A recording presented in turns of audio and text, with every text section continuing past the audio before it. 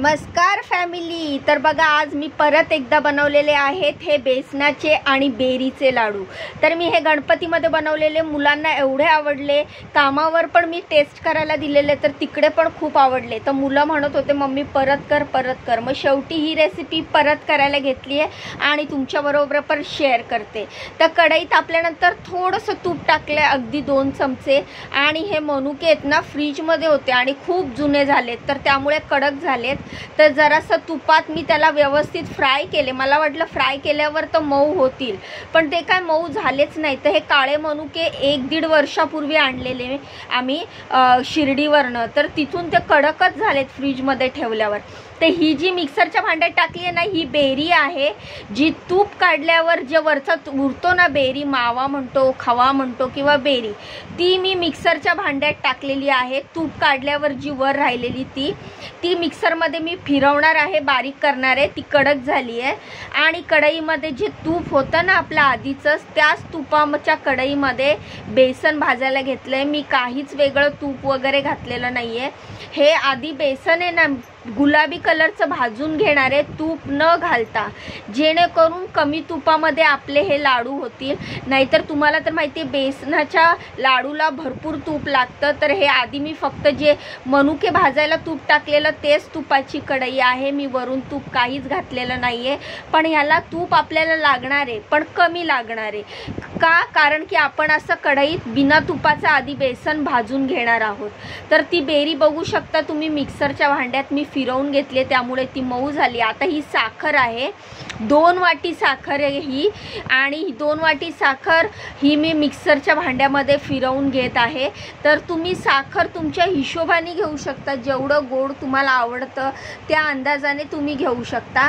मी हे 2 वाटी म्हणजे ज्या वाटीच्या मापाने मी बेसन घेतलेलं त्याच वाटीच्या मापाने मी ही साखर घेतली आहे। अर्धी वाटी बेसन फक्त जास्त घेतलंय, म्हणजे 2.5 वाटी बेसन आहे आणि 2 वाटी साखर। तर बघू शकता तुम्ही, पुन्हा मी तूप घातलंय, फक्त 2च चमचे तूप घातलंय, जास्त तूप घातलेलं नाहीये। तुपाची बरणी छोटी आणि अर्ध तूप ऑलरेडी वापरून झालंय। मागे पण मी लाडू केलेले, शिवाय त्यानंतर मोदक केलेले, तर ह्याच बरणीतलं तूप वापरलेलं। तूप खूप कमी होतं आणि मला कमी तुपात हे लाडू करायचे होते। तर म्हटलं चला काहीतरी आयडिया करूया, जेणेकरून कमी तूप पण लागेल, हे बेरीचा पण वापर होईल ती, आणि शिवाय लाडू मुलांना आवडतातच। तर अशा प्रकारे खूप वेळापर्यंत मी कढईमध्ये बारीक गॅसवर हे बेसन भाजत होती।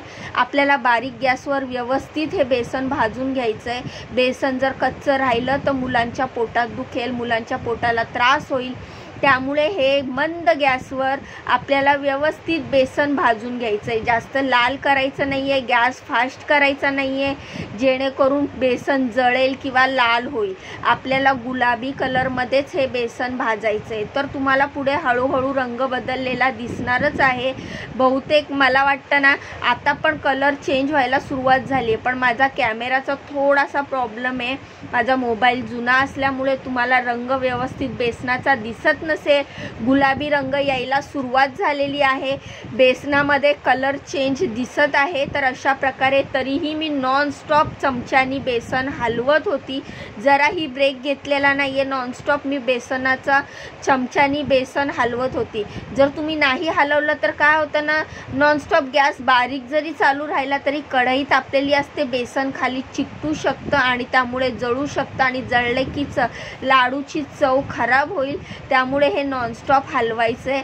माझ्याकडे इथे विलायची पावडर वगैरे काहीच नव्हतं, त्यामुळे मी काहीच घातलं नाही आहे। फक्त मनुके आहेत, ते मनुके मी जे आधी तळलेले होते ते मनुके मी ह्याच स्टेजला ह्याच्यामध्ये टाकलेले आहेत बेसनामध्ये। आणि बदाम लावणार आहे मी वर शो म्हणून, बदामाला मधून फाडून मी वरून बदाम लावणार आहे। तर तुम्ही बघू शकता, असं मनुके टाकल्यानंतर पण मी व्यवस्थित हलवून घेतलंय, त्यामध्ये गुठळी राहता कामा नये आणि बेसन व्यवस्थित भाजलं पण गेलं पाहिजे। तर हे बघा, मिक्सरच्या भांड्यात जी बेरी उरलेली होती तूप काढून, ती बेरी आहे। ती बेरी आता मी ह्या स्टेजला, जेव्हा बेसन आपलं गुलाबी रंगाचं भाजून होईल तेव्हा ही बेरी मी त्या कढईमध्ये टाकलेली आहे, बेसनामध्ये मिक्स केलेली. आता हे आपल्याला एकदम व्यवस्थित हलवून घ्यायचं आहे, एकदम व्यवस्थित मिक्स करून घ्यायचं आहे, कारण की बेसन आणि बेरी व्यवस्थित मिक्स झाली पाहिजे. तुम्ही ह्याला काय म्हणतात, तूप काढून जी वर, आम्ही तर बेरी म्हणतो, खवा म्हणतो, पण तुम्ही ह्याला काय म्हणतात, जेव्हा तूप काढतो मलईपासून, क्रीमपासून, तेव्हा ती जी वर खवा उरतो, तो जो मावा येतो, तूप वर आल्यानंतर जी खाली कढईला लागलेलं असतं त्याला तुम्ही काय म्हणतात, तर माझ्या माहेरी तर बेरी म्हणतात, सासरी खवा म्हणतात. तुम्ही काय म्हणतात मला कमेंट करून सांगा. तर ही तीच बेरी आहे आणि ती मी बेसनामध्ये व्यवस्थित मिक्स करून घेतलेली आहे, तुम्ही बघू शकता. आणि एवढं मिक्स करायचं की त्याच्यामध्ये अजिबात खडा म्हणजे अख्खा खडा राहिला नाही पाहिजे. आता थोडंसं हे दाणेदार असणार आहे, कारण की ही जी बेरी आहे तुपाची ती दाणेदार असते, तुम्हाला तर माहिती आहे, ती काय एकदम पावडर नसते. आपण जरी मिक्सरला फिरवली तरी ती दाणेदारच असणार आहे. आणि त्यामुळे काय होतं ना, दाणेदार असल्यामुळे ना ती खाताना मस्त जिभेवर आहे ना असं मस्त लागतं ना, तर ती चव पण छान लागते. तर ही दाणेदार बेरी मस्तपैकी बेसनामध्ये गेली आणि बेसन व्यवस्थित मिक्स झालेला आहे. आता ह्या स्टेजला मी गॅस बंद केलाय. आता आपल्याला कढई खाली घ्यायची आहे, जेणेकरून खाली व्यवस्थित बसून लाडू वळता येतील. तर आता थोडंसं गार झाल्याच्या नंतर ह्याच्यामध्ये पिठी साखर घालायची आहे, जास्त गार नाही होऊ द्यायचं. आता बघा मला जागा कमी पडते कढईमध्ये मिक्स करण्यासाठी, तर मी अर्ध ताटात काढलंय आणि अर्ध कढईत ठेवलं. आता आपल्याला टाकायची आहे पिठी साखर. तर पिठी साखर टाकल्यावर व्यवस्थित मिक्स करता यावं म्हणून मी जे अर्ध भाजलेलं बेसन आहे ते कढईत ठेवलं आणि अर्ध ताटात काढले. तर ह्याच्यातली अर्धी पिठी साखर मी ह्याच्यात टाकून मिक्स करते. तर हे व्यवस्थित आपल्याला मिक्स करायचं आहे. तर तुम्ही बघू शकता अजून कढई पूर्ण गार नाही झाली आहे, थोडंसं गार झाल्यावरच आपल्याला पिठी साखर टाकायची आहे. तर कढई पूर्ण गार न झाल्यामुळे मी हाताने पकडून एका बाजूला मी ते व्यवस्थित मिक्स करते. हे व्यवस्थित मिक्स झाल्याच्या नंतर आपल्याला लाडू वळायला घ्यायचे. तर ते तुम्हाला पुढे व्हिडिओमध्ये दिसणारच आहे. तर बघा आता मी कसे लाडू वळायला घेते. थोडंसं थंड झालं म्हणजे आपल्या हाताला सहन होईल एवढं थंड झालंय. अगदी 2 ते 4 चमच्या तुपामध्ये मी एवढे लाडू करते. आणि आपण जी बेरी काढतो तुपाची, तर त्याला ऑलरेडी थोडंसं तूप असतंच. पूर्ण आपण जरी चाळणीने वगैरे गाळण्याचा प्रयत्न केला तर ते एक तुपाचाच प्रकार असतो. तर त्यामुळे काय होतं ना, त्यामुळे सुद्धा या बेसनच्या लाडूला तूप कमी लागतं. तर असं करून मी पटापट लाडू वळते.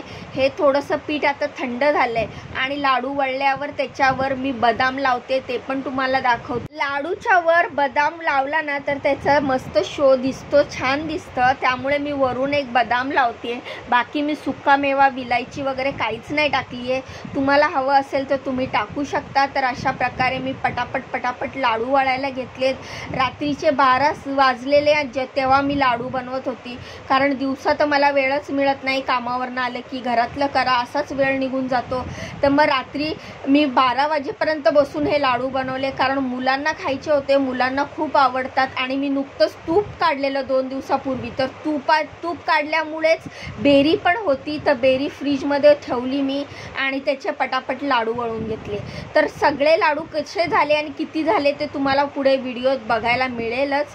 तर तुम्हाला माझे व्हिडिओ कसे वाटतात मला कमेंट करून नक्की सांगा. मला खूप सपोर्ट करा.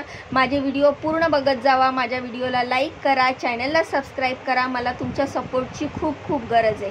आणि खूप छान कमेंट करता तुम्ही. प्रत्येक कमेंटचं उत्तर मला देता येत नाही, पण मी प्रत्येक कमेंटला लाईक नक्कीच करते. तर अशा प्रकारे मुलांचं जेवण झालेलं आणि मुलं झोपत होती आणि मी बघा मस्तपैकी लाडू वळत होती. तर तुम्ही बघू शकता ह्या साईजमध्ये मी लाडू वळले.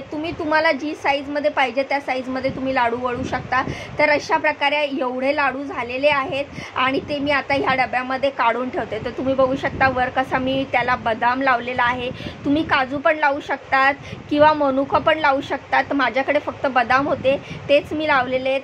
ते पण अर्धवट होते. ज्या खालच्या वरच्या काही 2-4 लाडूला बदाम कमी पडले. तर कशी वाटली रेसिपी मला कमेंट करून सांगा. व्हिडिओला लाईक करा, चॅनलला सबस्क्राईब करा, हा व्हिडिओ जास्तीत जास्त लोकांना शेअर करा, मला खूप खूप सपोर्ट करा. तर बघा आज बनवले रात्रीच्या 12:30 वाजेपर्यंत हे लाडू. तर आजच्या व्हिडिओत एवढंच. तर पहिला लाडू देवाजवळ ठेवते. तर आपण भेटूया उद्याच्या नवीन व्हिडिओत. तोपर्यंत बाय.